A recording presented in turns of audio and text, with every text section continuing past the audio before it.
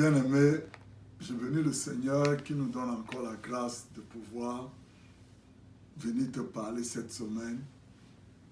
Je vais toucher un point très important dans le christianisme. Parce que il faut que tu comprennes ce que je dis et que tu lises ta Bible. Parce que si tu ne lis pas ta Bible, tu ne vas pas comprendre ce que Jésus-Christ a fait pour toi. La parole de Dieu dit ici, dans Romains 6, si tu veux, tu lis à partir du verset 1er de Romains 6, dans lequel l'apôtre Paul t'explique que par la mort de Jésus, il est mort avec le péché qui est l'esprit qui est derrière le péché. Donc maintenant, par ton baptême pour que tu es mort avec Jésus, et quand tu ressors de l'eau, tu vis, tu es une nouvelle créature. Maintenant, ton travail, c'est d'apprendre ce que c'est qu'une nouvelle créature. C'est d'apprendre l'héritage que Dieu t'a donné en Jésus-Christ. Parce que si tu n'apprends pas l'héritage que Jésus-Christ t'a donné, tu seras rempli de l'héritage de ton passé et qui va lutter contre toi et qui va empêcher que la nouvelle créature que tu es se manifeste dans ta vie, et ça va t'ouvrir aux maladies, à la pauvreté, à beaucoup de choses. Donc aujourd'hui, je te conseille de lire dans ta Bible parce que je lis ici là que la parole de Dieu dit ici dans Romains 6. Moi je vais te lire à partir du verset 8. Or, puisque nous sommes morts avec Christ, nous croyons que nous vivons aussi avec lui. Car nous savons que Christ, ressuscité, ne meurt plus. La mort n'a plus de pouvoir sur lui. Il est mort. Et c'est pour le péché qu'il est mort une fois pour toutes.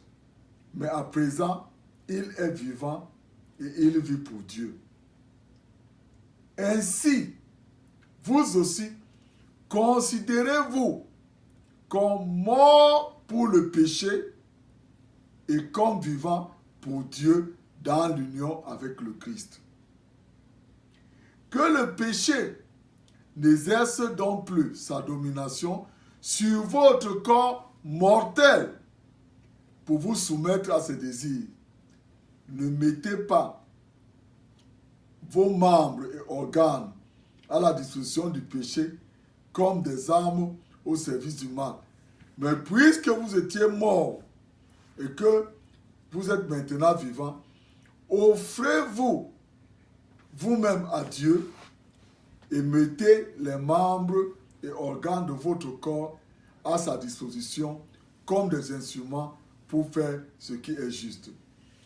Car le péché ne sera plus votre maître, puisque vous n'êtes plus sous le règne de la loi, mais sous le règne de la grâce. J'ai lu jusqu'au verset 14. Car le péché ne sera plus votre maître, puisque vous n'êtes plus sous le régime de la loi, mais sous le régime de la grâce. Frères et sœurs, la parole de Dieu dit que Jésus-Christ est venu dans ce monde, dans un corps comme le tien et le mien, et il a pris le péché, l'esprit que Satan a mis sur Adam, pour faire que Adam vende tout ce qu'il a vendu, pour que nous puissions souffrir des choses aujourd'hui, des maladies, la vieillesse et tout cela, la pauvreté. Jésus-Christ est venu une seule fois. Il a pris le péché. Attention, c'est l'esprit, pas les actions que Jésus a pris. La parole de Dieu ne dit pas ici qu'il a pris les péchés. Il a pris le péché. Ça veut dire que l'esprit, derrière ce qui te poussait à faire de mauvaises actions, Jésus l'a pris. Et comme l'esprit là, son devoir était de t'amener à la mort, Jésus est mort à la croix une seule fois. Donc l'esprit là quand tu acceptes Jésus-Christ comme ton sauveur personnel, tu n'es plus sous la domination de cet esprit. C'est ça qu'on appelle le péché. Donc maintenant, qu'est-ce que tu fais? La parole de Dieu dit ici là que car le péché ne sera plus votre maître, puisque vous n'êtes plus sous le régime de la loi, mais sous le régime de la grâce. Qu'est-ce que ça veut dire? Ça veut dire que si tu avais l'habitude de t'énerver tout le temps, sachant que quand tu t'énerves, tu bavardes beaucoup. Quand tu t'énerves, tu veux taper tout le monde. Dès que la colère commence à venir, commence à dire que je suis la justice de Dieu en Jésus-Christ. Seigneur, je te remercie parce que je suis une nouvelle créature. Et tu commences à parler en langue. Que la colère, là, qu'elle veuille ou qu'elle ne veuille pas, elle va partir. C'est très simple, frère.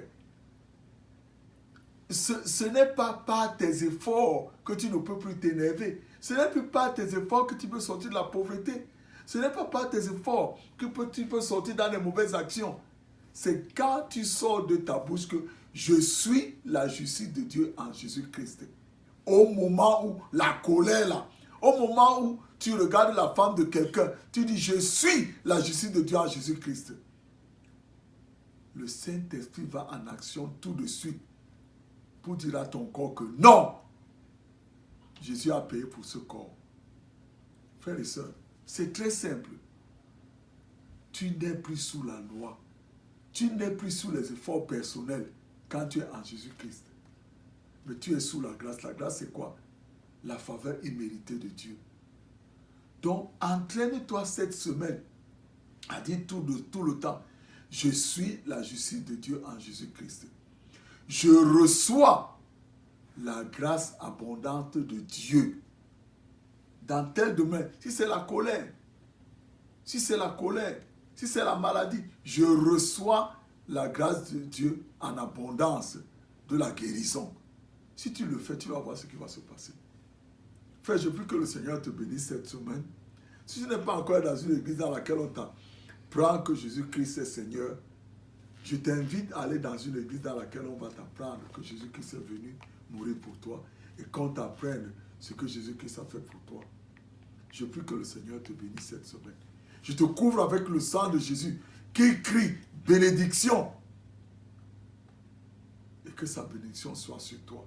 Et partout où tu es, que le sang de Jésus te couvre afin qu'aucun malheur ne t'arrive, toi et ta famille, au nom de Jésus. Au nom de Jésus.